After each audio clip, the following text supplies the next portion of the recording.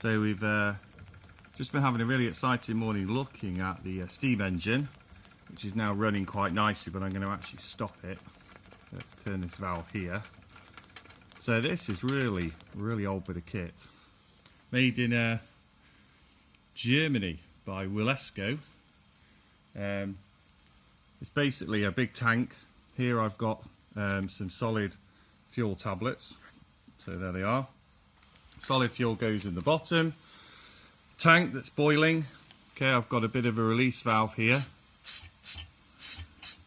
for the pressure if it gets too much, and there's a safety release that will push if it really goes wrong, and a valve.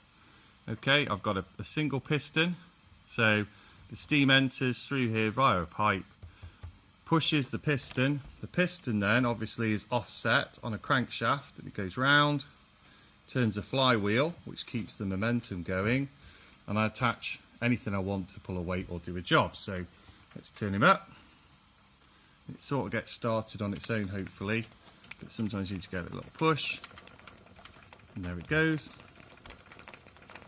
and it's really doing quite nicely there in here. Now that should spin round and acts as a balance, but I think on this model it doesn't actually do anything.